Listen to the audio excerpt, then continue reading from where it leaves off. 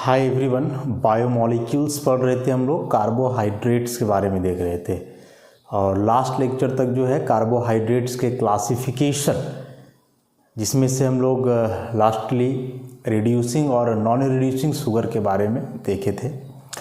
आज कार्बोहाइड्रेट से हट करके लेकिन उसी से रिलेटेड कुछ टॉपिक जो हम लोग already class 11th basics of organic chemistry में पढ़े हैं, आइसोमेरिज्म में स्टीरियो आइसोमेरिज्म, तो उसी को थोड़ा सा रिपीट करना होगा क्योंकि इस चैप्टर में कार्बोहाइड्रेट में बहुत यूज है उन टॉपिक्स का, तो उसके बारे में जानना जो है काफ़ी ज़रूरी है। और सबसे पहले उसमें आता है optical activity. Optical activity, optical activity एक प्रॉपर्टी है किसी भी एक आइसोमर का या किसी एक सब्सटेंस का, बोले तो कंपाउंड का या कोई ऑब्जेक्ट भी हम लोग बोलते हैं उस केस में, जिसके तहत वह ऑब्जेक्ट या फिर वह मॉलिक्यूल प्लेन पोलराइज्ड लाइट को रोटेट करता है। हम लिखेंगे a substance which rotates the plane polarized light is called an optically active substance, and this property is called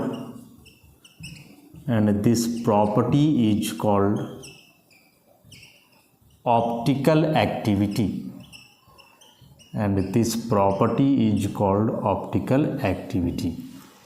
क्या बोल रहा है कि वह सब्सटेंस जो प्लेन पोलराइज्ड लाइट को रोटेट करता हो वह ऑप्टिकली एक्टिव सब्सटेंस कहलाएगा, और जो यह प्रॉपर्टी है प्लेन पोलराइज्ड लाइट को रोटेट करने का, इस प्रॉपर्टी को हम लोग बोलते हैं ऑप्टिकल एक्टिविटी। यह substance is said to be, यह substance is said to be optically inactive if it is not capable of rotating the PPL। तो यदि कोई सब्सटेंस PPL को रोटेट करता हो तब वह कहलाएगा plane polar optically active substance, और यदि वह PPL को रोटेट नहीं करता तब कहलाएगा ऑप्टिकली इनएक्टिव सब्सटेंस। अब इसमें से यह जो PPL आ रहा है क्या है? What is PPL? This plane polarised light. क्या है यह प्लेन पोलराइज्ड लाइट? होता क्या है? तो प्लेन पोलराइज्ड लाइट के बारे में हम लोग समझ सकते हैं कि यह plane polarised light is that which has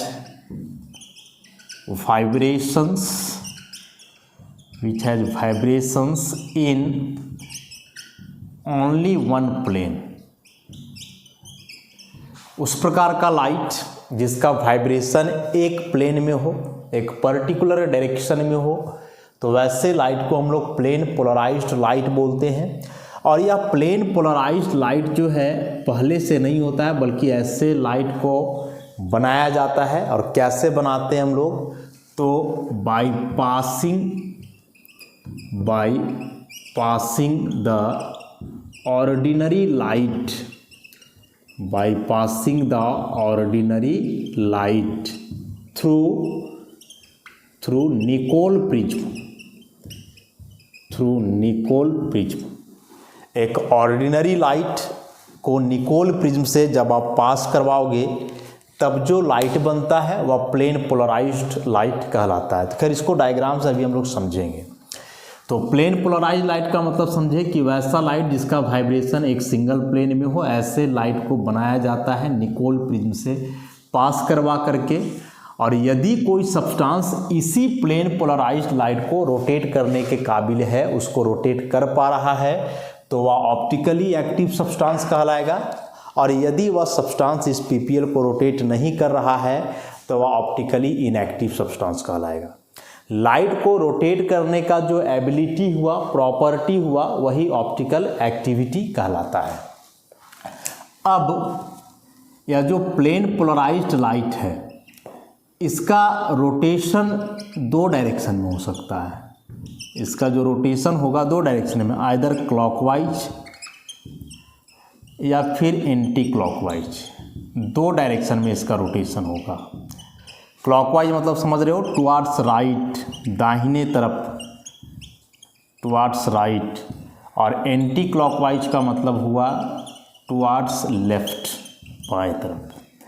अब यदि कोई सब्सटेंस प्लेन पोलराइज्ड लाइट को रोटेट करता हो राइट साइड क्लॉकवाइज डायरेक्शन में, तो ऐसे सब्सटेंस को हम लोग बोलते हैं डेक्स्ट्रो रोटेटरी, डेक्स्ट्रो रोटेटरी, या इसी को हम लोग बोलते हैं डी फॉर्म, स्मॉल डी, या फिर यही कहलाता है प्लस फॉर्म। और सेम वे में कि यदि कोई सब्सटेंस प्लेन पोलराइज्ड लाइट को एंटी क्लॉकवाइज डायरेक्शन में रोटेट करता हो, मतलब लेफ्ट साइड रोटेट करता हो, तो ऐसे सब्सटेंस को हम लोग बोलते हैं लेवोरोटेटरी, लेवोरोटेटरी, और एल फॉर्म और माइनस फॉर्म। ऐसा तो इन फैक्ट्स को जो है यहाँ समझना है। ये डेक्स्ट्रो रोटेटरी और लेवो रोटेटरी वाले फैक्ट्स क्या हैं। यहाँ से ये जो डेक्स्ट्रो रोटेटरी और लेवो रोटेटरी है, ये अलग वर्ड से आए हैं। डेक्स्टर जिसका मतलब होता है राइट, और लेवो आया है लेवस से, जिसका मतलब होता है क्या, लेफ्ट। तो अब पूरी बात को जो है समझो। प्लेन पोलराइज्ड लाइट एक स्पेशल टाइप का लाइट हुआ जिसका वाइब्रेशन एक सिंगल प्लेन में होता है, एक सिंगल डायरेक्शन में होता है। ऐसे लाइट को बनाया जाता है ऑर्डिनरी लाइट को निकोल प्रिज्म से पास करवा करके। अब जो यह प्लेन पोलराइज्ड लाइट है, इसी प्लेन पोलराइज्ड लाइट के रोटेशन के कैपेबिलिटी या एबिलिटी के आधार पे सब्सटेंस या कंपाउंड को दो कैटेगरी में रखा गया है। यदि कोई कंपाउंड प्लेन पोलराइज्ड लाइट को राइट साइड रोटेट करता है तो ऑब्वियसली वह कहलाएगा डेक्स्ट्रो रोटेटरी या डी फॉर्म या प्लस फॉर्म। और यदि कोई सब्सटेंस प्लेन पोलराइज्ड लाइट को लेफ्ट साइड रोटेट करता है तो लेवो रोटेटरी, एल फॉर्म या माइनस फॉर्म। तो सब्सटेंस जो भी हो, डेक्स्ट्रो रोटेटरी या लेवो रोटेटरी, मतलब यदि वह पीपीएल को रोटेट कर पा रहा हो तो वह ऑप्टिकली एक्टिव कहलाएगा। और यही जो प्रॉपर्टी है लाइट को रोटेट करने का, this property is called optical activity. लेकिन वही यदि कोई सब्सटेंस पीपीएल को रोटेट नहीं कर पा रहा हो तो फिर वो ऑप्टिकली इनएक्टिव सब्सटेंस कहलाएगा। तो यह जो वर्ड है ऑप्टिकल एक्टिविटीज़ को डायरेक्ट आप लाइट से जोड़ करके देखोगे। ये ऑप्टिकल वर्ड है, जनरली लाइट से रिलेटेड होता है। फिजिक्स में आप चैप्टर पढ़ोगे ऑप्टिक्स, पूरे में लाइट के बारे में ही पढ़ना है। रिफ्लेक्शन, रिफ्रैक्शन, डिस्पर्सन, इंटरफेरेंस, पूरे में लाइट के बारे में पढ़ना रहता है। तो ऑप्टिकल एक्टिविटी वहीं से आया है कि ऑप्टिकल मतलब लाइट, और लाइट के तरफ क्या एक्टिविटी है किसी सब्सटेंस का, क्या वह उसको रोटेट कर पा रहा है या नहीं कर पा रहा है, उस आधार पे उनका क्लासिफिकेशन है ऑप्टिकली एक्टिव और इनएक्टिव। अब यदि ऑप्टिकली एक्टिव हुए, मैंने लाइट को रोटेट किए, तो किधर करेंगे, राइट या लेफ्ट। तो राइट रोटेट करते हैं तो डेक्स्ट्रो रोटेटरी, लेफ्ट रोटेट करते हैं लेवो रोटेटरी। तो डेक्स्ट्रो का मतलब बताए राइट, और रोटेटरी माने रोटेट करने वाला, तो राइट साइड रोटेट करने वाला डेक्स्ट्रो रोटेटरी, और लेफ्ट साइड रोटेट करने वाला लेवो रोटेटरी। ऐसा अब इसको हम लोग डायग्राम के माध्यम से समझें और अच्छे से कंसेप्ट क्लियर होगा, या डेक्स्ट्रो रोटेटरी और लेवो रोटेटरी वाला बात।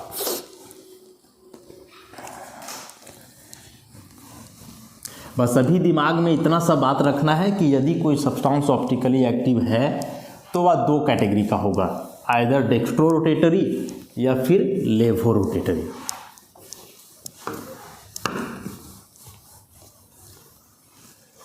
तो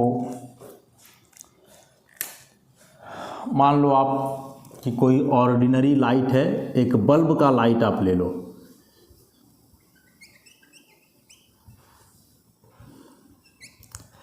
या कोई बल्ब है, इससे लाइट निकलेगा, तो यहाँ से जो लाइट निकलेगा ना, उस लाइट का वाइब्रेशन ऑलमोस्ट हर प्लेन में होगा, हर डायरेक्शन में होगा, ऐसा। या एक नॉर्मल या ऑर्डिनरी लाइट को दिखा रहा है जिसका वाइब्रेशन हर एक प्लेन में है, या जो एरो है या वाइब्रेशन को बता रहा है कि या लाइट इस तरह भी वाइब्रेट करेगा, ऐसे भी वाइब्रेट करेगा और इस तरह से भी वाइब्रेट करेगा, मतलब वाइब्रेशन इसका ओवरऑल हर एक प्लेन में है, जो भी सब्सटेंस आप लिए हो उसका। अब क्या करना है आपको कि इस लाइट को पास करवाना है निकोल प्रिज्म से।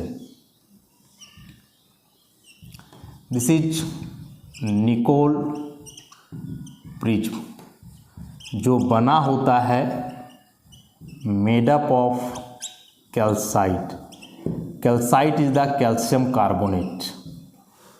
यह आधारित होता है based on double refraction, based on double refraction, इसलिए यह कहलाता है पोलराइजर।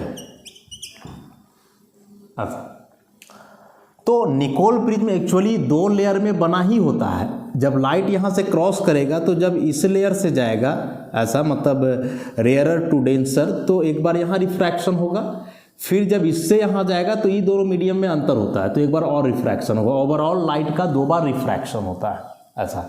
निकोल नाम है साइंटिस्ट का, वही इस प्रिज्म को ही किए थे, जो बना होता है क्या, जिसे बताए, कैल्साइट से, कैल्शियम कार्बोनेट से। तो जब लाइट को आप इस निकोल प्रिज्म से पास करवाओगे तो बताया कि निकोल प्रिज्म आधारित होता है डबल रिफ्रैक्शन पे, या लाइट को 2 बार रिफ्रैक्ट करेगा। तो अब जो लाइट इससे बाहर निकलेगा ना, तो उसका डबल रिफ्रैक्शन के चलते क्या होता है कि हर एक डायरेक्शन में जो वाइब्रेशन होता है वह वाइब्रेशन कट आउट हो जाता है। मतलब अब जो इससे लाइट बाहर निकलेगा वह लाइट हर डायरेक्शन में वाइब्रेट ना करके एक सिंगल फेज, एक सिंगल डायरेक्शन में वाइब्रेट करेगा। तो अब जो इससे लाइट बाहर निकला यह कुछ ऐसा होगा, कोई भी एक डायरेक्शन होगा। तो यदि लाइट का वाइब्रेशन अब एक डायरेक्शन, एक प्लेन में है, तो ऐसे ही लाइट को हम लोग बोलते हैं प्लेन पोलराइज्ड लाइट, पीपीएल। कैसे आया, तो यहाँ हम लोग एक बल्ब किए ग्लो, बल्ब से जो लाइट निकला ऑर्डिनरी लाइट हुआ, जिसका वाइब्रेशन हर एक प्लेन या हर एक डायरेक्शन में हुआ। इस ऑर्डिनरी लाइट की जगह आप मोनोक्रोमेटिक लाइट भी ले सकते हो, मोनोक्रोमेटिक लाइट। मोनोक्रोमेटिक लाइट का क्या मतलब होता है, मोनो का मतलब होता है 1 और क्रोमेटिक क्रोम से आया है, क्रोम का मतलब होता है कलर, तो एक कलर वाला लाइट। जैसे सनलाइट है, तो हम लोग जानते हैं कि सनलाइट में जो विजिबल लाइट है उसमें टोटल 7 कलर्स हैं विबज्योर, और वे 7 कलर के ऑब्वियसली वेवलेंथ अलग अलग होंगे, तो उस लाइट को आप मोनोक्रोमेटिक लाइट नहीं बोलोगे। उसमें से किसी एक कलर वाले लाइट को यदि आप चूज करते हो तब वह कहलाएगा मोनोक्रोमेटिक लाइट। तो मोनोक्रोमेटिक लाइट मतलब एक सिंगल कलर वाला लाइट, या फिर हम लोग बोलें कि वैसा लाइट जिसका एक सिंगल पर्टिकुलर वेवलेंथ हो, सिंगल वेवलेंथ वाला लाइट। सनलाइट का वेवलेंथ सिंगल नहीं है, सनलाइट में अलग अलग इलेक्ट्रोमैग्नेटिक रेडिएशन है, सबका वेवलेंथ अलग अलग होता है, ऐसे। तो इस ऑर्डिनरी लाइट की जगह बताया आप मोनोक्रोमेटिक लाइट का भी इस्तेमाल कर सकते हो, ऐसा। सनलाइट लोगे तो नॉर्मल ऑर्डिनरी लाइट होगा, वही आप बल्ब जलाओगे तो किसी एक पर्टिकुलर प्रकार का रेडिएशन निकलेगा जिसका एक फिक्स्ड वेवलेंथ होगा, तो उसको आप मोनोक्रोमेटिक लाइट बोलोगे। तो लाइट ऑर्डिनरी हो या मोनोक्रोमेटिक हो, वाइब्रेशन हर एक प्लेन में होता है, और जब इसी लाइट को निकोल प्रिज्म से हम लोग पास करवाते हैं तब जो लाइट बाहर निकलता है उस लाइट का वाइब्रेशन एक प्लेन में रह जाता है, क्योंकि निकोल प्रिज्म क्या करता है, उसके वाइब्रेशन को कट आउट कर देता है, कट कर देता है ड्यू टू डबल रिफ्रैक्शन। तो अब जो लाइट उससे बाहर निकला, जिसको हम लोग प्लेन पोलराइज्ड लाइट बोल रहे हैं, अब क्या करेंगे कि इस प्लेन पोलराइज्ड लाइट को हम लोग पास करवाएंगे एक पर्टिकुलर सब्सटेंस के सॉल्यूशन से।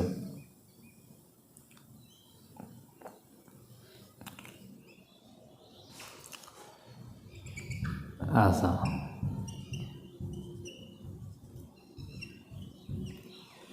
इसको हम लोग बोलेंगे पोलारीमीटर ट्यूब, जिसमें सॉल्यूशन भरा होता है containing the containing the solution of an optically active substance, containing the solution of an optically active substance। तो ऑप्टिकली एक्टिव सब्सटेंस का जैसा डेफिनेशन अभी बताया गया कि वह सब्सटेंस जो पीपीएल को रोटेट करता हो।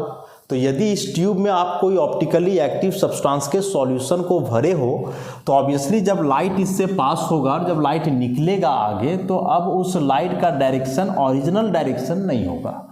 तो यह जो लाइट है अभी प्लेन पोलराइज्ड लाइट, इसका ओरिजिनल डायरेक्शन क्या है? ऐसा वर्टिकल, इस प्रकार से ऐसा डायरेक्शन है। लेकिन चूंकि यहाँ आप लिख रहे हो कि एक ऑप्टिकली एक्टिव सब्सटेंस को भरे हो तो यह सब्सटेंस अब क्या करेगा कि इस लाइट को रोटेट करेगा। रोटेशन ऐसे आइदर क्लॉकवाइज हो सकता है लाइक दिस, या फिर ऐसे एंटी क्लॉकवाइज हो सकता है ऐसा। अभी यदि यह सब्सटेंस पीपीएल को क्लॉकवाइज रोटेट करता हो, राइट साइड रोटेट करता हो, तो ऐसे ही सब्सटेंस को बोलेंगे डेक्स्ट्रो रोटेटरी या फिर डी फॉर्म, या फिर हम लोग क्या बोलने वाले हैं प्लस फॉर्म। और यदि वह सब्सटेंस पीपीएल को ऐसे एंटी क्लॉकवाइज रोटेट करता है तो लेवो रोटेटरी एल फॉर्म, या उसी को हम लोग क्या बोलने वाले हैं माइनस फॉर्म। अब एक सब्सटेंस है तो कोई एक ही डायरेक्शन में रोटेट करेगा, दोनों डायरेक्शन में रोटेशन नहीं होगा, इधर क्लॉकवाइज होगा या फिर एंटी क्लॉकवाइज होगा ऐसे। और जिस एंगल से यहाँ रोटेशन होता है उसको हम लोग बोलते हैं optical rotation. So this alpha is called optical rotation. अब मान लो इसमें आप सब्सटेंस भरे थे, पीपीएल पास करवाए, तो पीपीएल का जो ओरिजिनल डायरेक्शन था वही डायरेक्शन इसे पास होने के बाद रहा, मतलब लाइट रोटेट नहीं किया। तब फिर जो इसमें सब्सटेंस भरा हुआ है उस सब्सटेंस को हम लोग बोलते हैं ऑप्टिकली इनएक्टिव सब्सटेंस। लेकिन यदि रोटेशन हो जा रहा है आइदर क्लॉकवाइज और एंटी क्लॉकवाइज तो फिर वो ऑप्टिकली एक्टिव कहलाएगा।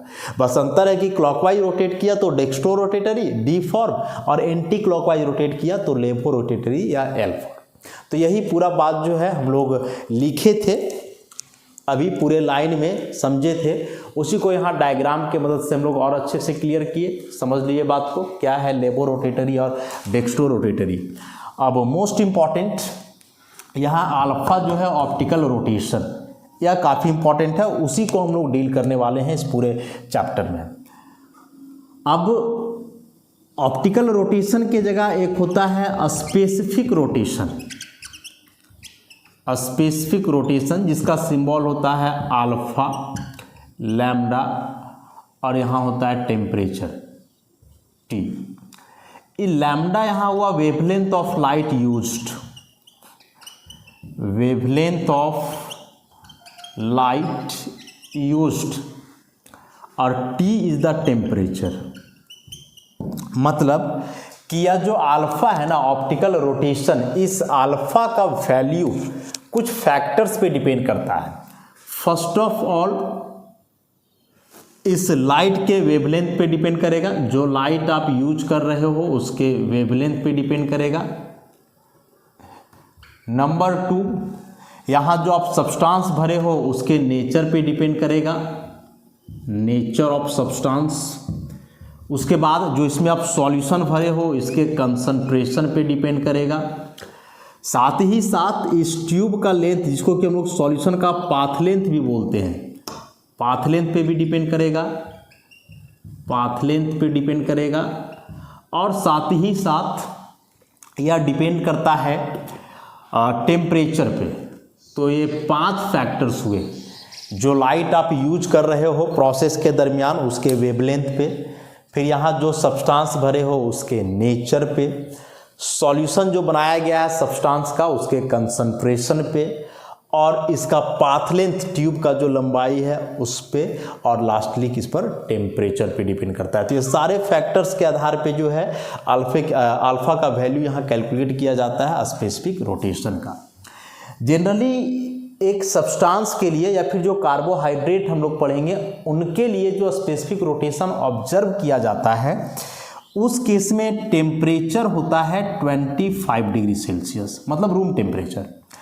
और जो लाइट यूज किया जाता है वह सोडियम लैंप का लाइट होता है। सोडियम लैंप मतलब यहाँ सोडियम को ग्लो करवाया जाता है, तो सोडियम लैंप से जो लाइट निकलता है येलो लाइट होता है, येलो लाइट। या येलो लाइट को स्पेक्ट्रम के टर्म में हम लोग डी लाइन बोलते हैं। लाइट रहा तो ऐसे येलो दिखेगा, या फिर इसको स्पेक्ट्रम के टर्म में समझोगे तो डी लाइन बोला जाता है, और इसका वेवलेंथ जो है होता है 589 नैनोमीटर ऐसा। तो जनरली किसी कार्बोहाइड्रेट के लिए जो स्पेसिफिक रोटेशन ऑब्जर्व किया जाता है उसके लिए हम क्या बोले कि सोडियम लैंप का लाइट यूज किया जाता है, जो कि येलो लाइट है, और उस लाइट का जो स्पेक्ट्रम है उसमें लाइन जो मिलता है उस लाइन को हम लोग डी लाइन बोलते हैं। तो आप सोडियम लैंप के लाइट को डी लाइट भी बोल सकते हो, और इसका वेवलेंथ फिक्स होता है 589 नैनोमीटर। तो इस टेम्परेचर पे और इस वेवलेंथ वाले लाइट को इस्तेमाल करके सब्सटेंस के ऑप्टिकल रोटेशन को ऑब्जर्व किया जाता है, चेक किया जाता है। इसीलिए स्पेसिफिक रोटेशन को जो है हम लोग अब ऐसे दिखाएंगे, अल्फा, नीचे था वेवलेंथ, तो वेवलेंथ का वैल्यू नहीं लिखते हैं बल्कि उस लाइट का नाम लिखते हैं। तो डी है तो यहाँ हम लोग लिखेंगे डी, और टेम्परेचर 25 डिग्री सेल्सियस तो यहाँ लिखेंगे 25 डिग्री सेल्सियस। तो ऐसा जो नोटेशन है इसका मतलब समझ जाओगे, alpha is the optical rotation, here D represent की जो रोटेशन ऑब्जर्व किया गया है वह सोडियम लैंप के डी लाइट का है, और 25 degree Celsius is the temperature कि इस रूम टेम्परेचर पे जो है ऑब्जर्वेशन है। तो ऐसे हम लोग लिखेंगे, this is called a specific rotation. तो पूरी फैक्ट को जो है आप समझ गए क्या है या नहीं है। इसी को जो है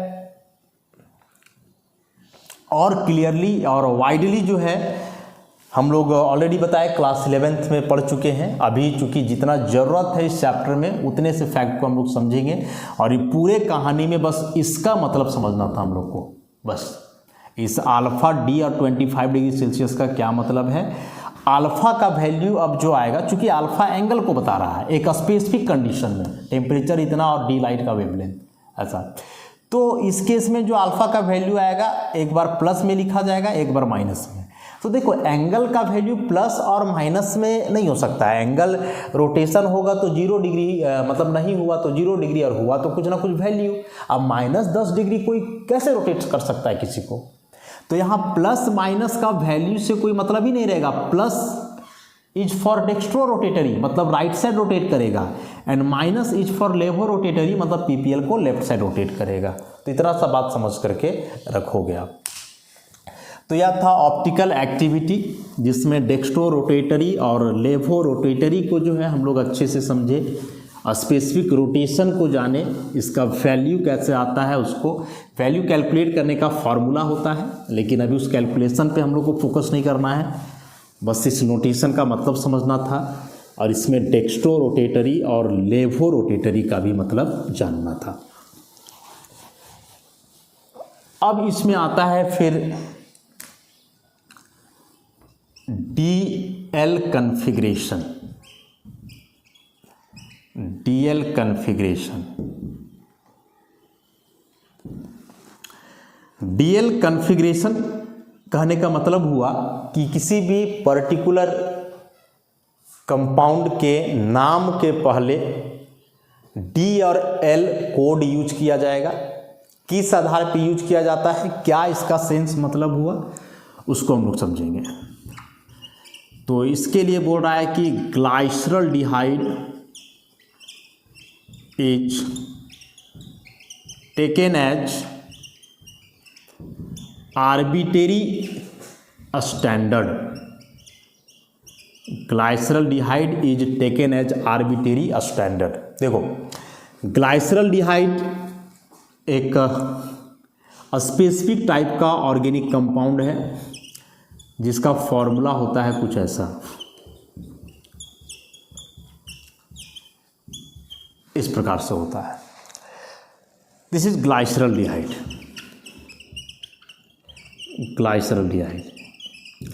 अब इस ग्लाइसरल्डिहाइड के बारे में जो ऑब्जर्व किया गया कि यह एक सिंगल कंपाउंड दो अलग अलग फॉर्म में एग्जिस्ट कर रहा था, और वो जो दो फॉर्म थे इस कंपाउंड का, उन दोनों का प्रॉपर्टी भी अलग था।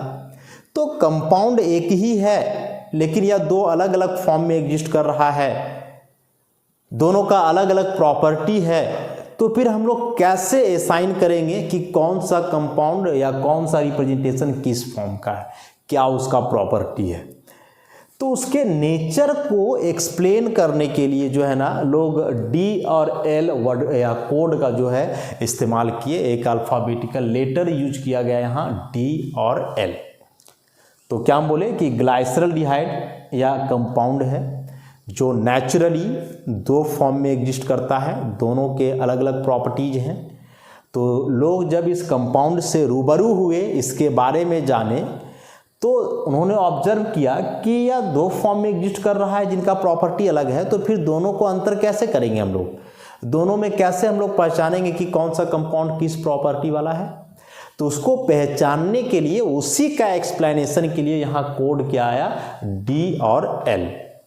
और उसमें क्या बोला गया कि यह सब्सटेंस है और इसमें से यह जो कार्बन है, इस कार्बन के आप देखोगे तो चारों बॉन्ड जो हैं चार अलग अलग ग्रुप्स के साथ हैं, मतलब इस कार्बन के चारों वैलेंसी चार अलग अलग ग्रुप्स के द्वारा सेटिस्फाई किया जा रहा है। तो अब चूंकि यह कार्बन जिसका चारों वैलेंसी अलग अलग ग्रुप के साथ है, तो ऐसे कार्बन को हम लोग क्या बोलते हैं, ऐसे कार्बन को हम लोग बोलते हैं कायरल कार्बन, या ऐसे ही कार्बन को हम लोग बोलते हैं एसिमेट्रिक कार्बन, कायरल कार्बन या फिर एसिमेट्रिक कार्बन के नाम से जानते हैं। तो ग्लाइसरल्डिहाइड मॉलिक्यूल में एक एसिमेट्रिक कार्बन है, एक कायरल कार्बन है, और इस कायरल कार्बन में जो अरेंजमेंट है वह बदल सकता है। कैसे बदल सकता है, तो आप क्या करो कि इस मॉलिक्यूल का यहाँ मिरर इमेज बना दो। मान लो यह मिरर है, एक नॉर्मल मिरर, जिस मिरर में हम लोग देखते हैं इमेज उल्टा बनता है। तो उल्टा बनेगा तो क्या होगा कि कायरल कार्बन का जो अरेंजमेंट है वह उलट जाएगा। वो इसमें राइट है तो अब लेफ्ट आ जाएगा, एच लेफ्ट है तो राइट चला जाएगा, बाकी जैसे वैसे ही रहेगा। इन दोनों अरेंजमेंट को नहीं उलटना है। आप CHO को यदि ऐसे करके लिखोगे तो कोई फर्क थोड़े पड़ेगा, एक ही बात है, चाहे इधर रहे चाहे इधर रहे। इसलिए इसको नहीं, ये नहीं कि ई राइट लेफ्ट आया, लेफ्ट राइट गया तो ये दोनों भी तो राइट है तो लेफ्ट आ जाएगा, ऐसा दिमाग नहीं लगाना। बस कायरल कार्बन में जो अरेंजमेंट है लेफ्ट राइट उसको बदलना है, ऊपर नीचे वाला में कोई अंतर नहीं आएगा। ये नहीं कि अब नीचे वाला ऊपर चला जाएगा, ऊपर वाला नीचे आ जाएगा, ऐसा नहीं होता है। हम लोग जब मिरर के सामने खड़ा होते हैं तो वहाँ दाहिना हाथ बायां नज़र आता है, बायां दाहिना नज़र आता है, दाहिना कान वहाँ बायां नज़र आएगा और बायां कान दाहिना नज़र आएगा। ऐसा तो नहीं होता ना कि पैर ऊपर और सर नीचे नज़र आता है, ऐसा तो नहीं होता है। तो इसी प्रकार से ऊपर नीचे का अरेंजमेंट चेंज नहीं होगा, लेफ्ट राइट का अरेंजमेंट केवल चेंज होगा। तो बताया कि CHO को ऐसे उलट करके लिखने की आवश्यकता नहीं है, कोई फर्क नहीं पड़ेगा। तो अभी यह जो है कायरल सेंटर है। अच्छा, तो अब यदि आप ऑब्जर्व करोगे तो सब कुछ सेम है, बस एक कायरल कार्बन में जो दो ग्रुप है लेफ्ट राइट उनका अरेंजमेंट अलग अलग है। अच्छा, तो इसी के आधार पे लोग बोले कि यदि कायरल कार्बन का OH group right hand side हो तो हम लोग नाम के पहले लगाएंगे डी और वह डी कन्फिग्रेशन कहलाएगा।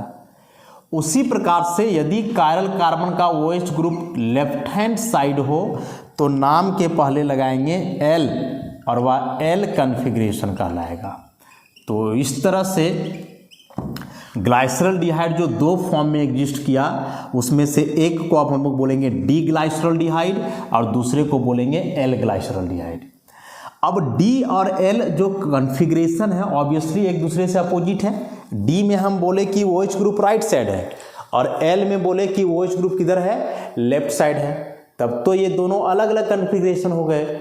और जब ऐसे कन्फिग्रेशन अलग अलग हो, अपोजिट कन्फिग्रेशन हो, तो जो यहाँ इमेज बनेगा ऐसे इमेज को हम लोग बोलते हैं non super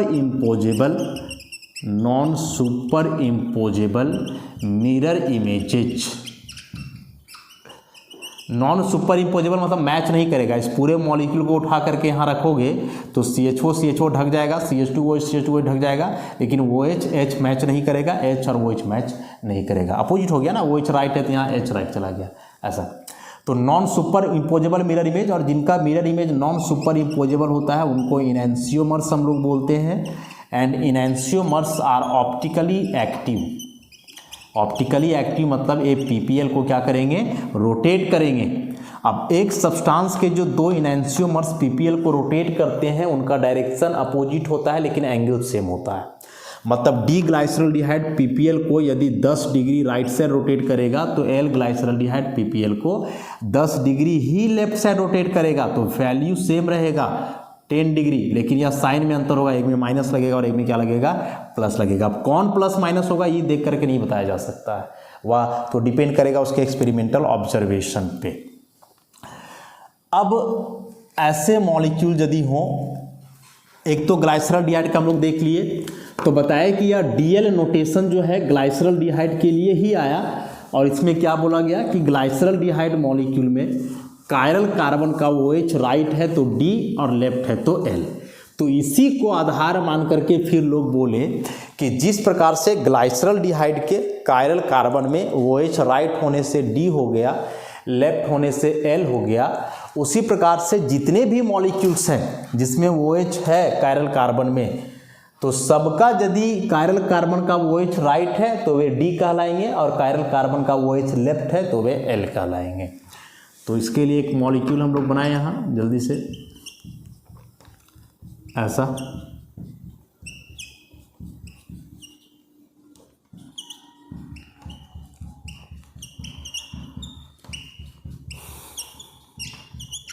this is glucose, या ग्लूकोज है। इसमें टोटल 6 कार्बन है, लेकिन कायरल कार्बन है 2, 3, 4 और 5। कायरल कार्बन में जिसका चारों बॉन्ड अलग अलग ग्रुप के साथ हो। इसमें से सेकेंड वाला कायरल कार्बन को देखोगे तो OH राइट साइड है, तो आप क्या लगाओगे, D। थर्ड कार्बन में OH लेफ्ट आ गया, क्या लगाओगे, L। फिर दोनों में राइट चला गया, क्या लगाओगे, D। मतलब एक सिंगल मॉलिक्यूल के लिए D भी आ रहा है, L भी आ रहा है। तो इस केस में फिर हम लोग क्या करेंगे, तो यहाँ बोला गया कि वैसे मॉलिक्यूल जिसमें एक से ज़्यादा कायरल कार्बन है और सबका कन्फिग्रेशन अलग अलग है, तो उस केस में लास्ट कायरल कार्बन को देखेंगे, लास्ट कार्बन को नहीं, लास्ट कायरल कार्बन को देखेंगे और उसमें देखेंगे कि OH का अरेंजमेंट क्या है। तो इस लास्ट कायरल कार्बन में साफ साफ दिख रहा है कि OH का अरेंजमेंट राइट साइड है, तो ऑब्वियसली यहाँ हम लोग क्या लगा देना है, D। तो नाम हो गया D ग्लूकोज। तो इतना ग्लूकोज पिए होगे, कभी सोचे कि वहाँ ग्लूकोज D क्यों लिखा रहता है, ग्लूकोन D क्यों लिखा हुआ रहता है? आखिर टोटल 26 लेटर है A से Z, why only glucose D, not glucose A, not glucose Z? तो यह D के पीछे का कहानी यही है, उसका कन्फिग्रेशन को बतलाता है कि ग्लूकोज मॉलिक्यूल का लास्ट कायरल कार्बन में OH किधर है, राइट। दैट्स वाई यहाँ क्या लग गया है, D लग गया है। इसी का आप मिरर इमेज बनाओगे तो सारा अरेंजमेंट तो सेम ही रहेगा ना, सारा अरेंजमेंट सेम होगा, उलट जाएगा कायरल कार्बन का अरेंजमेंट, बाकी सब कुछ सेम रहना है, ऐसा CH2OH। और अब last chiral carbon this one, तो यहाँ से आप देखोगे तो OH आ गया left, that's why it is called L glucose. तो ग्लूकोज दो प्रकार के होते हैं, D और L। हम लोग D लेते हैं क्योंकि यही हम लोग के बॉडी में जो है मेटाबोलाइज होता है, L से कोई मतलब रहता नहीं है। नेचुरली जो ग्लूकोज एग्जिस्ट करता है वह किस फॉर्म का होता है, D फॉर्म का। तो D और L का मतलब समझ गए आप कि D और L क्या बतलाता है, क्या इसका मतलब है। आगे पूरे कार्बोहाइड्रेट चैप्टर में आप D और L से फैमिलियर रहोगे, हर जगह D और L का इस्तेमाल होगा। D ग्लूकोज का पूरा नाम है D प्लस ग्लूकोज। इस कैपिटल D का मतलब तो हमने बता दिया, इस प्लस का मतलब हुआ small d, and small d is for dextrorotatory, dextrorotatory. तो इसी ग्लूकोज को आप ऐसे लिख सकते हो D ग्लूकोज, ऐसा। तो इसका क्या मतलब हुआ कि अब कैपिटल D और स्मॉल d दोनों सेम नहीं रहे।